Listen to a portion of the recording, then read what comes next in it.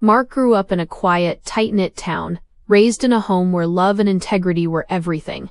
Every morning he walked to the neighborhood school, where he was the student who kept his head down and his heart open.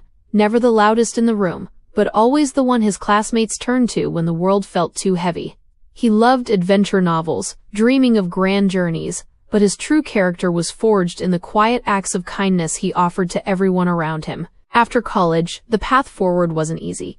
His parents lacked the connections to open doors for him, and the weight of his father's struggles with alcohol began to cast a long, lonely shadow over his life.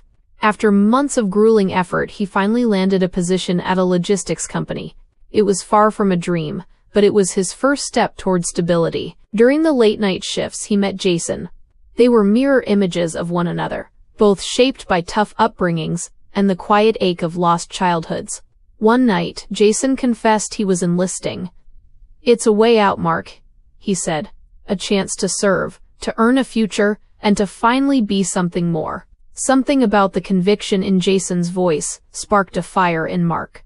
He began to see the military not just as a job, but as a path to the security and purpose he had been searching for. It was during this time he met Emma. She was vibrant, brilliant, and possessed an artistic soul that made the world feel new again.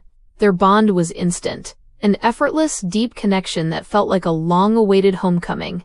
They spent weekends dreaming of a house, a life, and a family they hadn't started yet. Yet, the call of the service remained. Mark truly believed that a few years of sacrifice would build the foundation they needed for a lifetime of safety and happiness. The goodbye was gut-wrenching. Emma held his hand, tears in her eyes, promising to wait. Mark pulled her close, whispering his vow. He would be careful, he would stay safe, and he would return as soon as his duty was fulfilled. He believed, with every fiber of his being, that he was walking away from their dream only to secure it. In the service, Mark gave everything. He wrote letters home daily, pouring his heart onto the pages. But the deployment stretched on, longer and more treacherous than anyone had promised.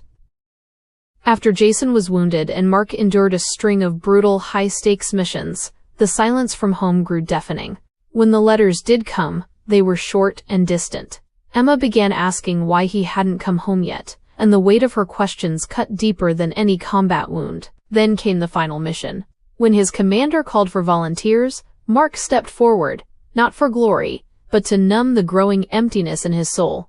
It was a chaotic, dusty hellscape. An ambush erupted in the village streets. In the heat of the fire, Mark saw a child with a toy, a split second of hesitation that changed his life forever. An explosion tore through the air. Jason didn't make it out, and Mark woke up in a hospital bed with injuries that would leave him permanently disabled. The journey home was long and agonizing. He spent his final compensation money on flowers, a cake, and a diamond necklace, the final pieces of a life he had fought so hard to save. He moved slowly, his heart hammering against his ribs as he reached their porch. He wanted to surprise her, to tell her he was finally home. But as he looked through the window, the air left his lungs. Emma was sitting at the kitchen table, laughing with another man. The world went silent. In that instant, the man who had survived the horrors of war was broken by a single look. He didn't have the strength to confront them.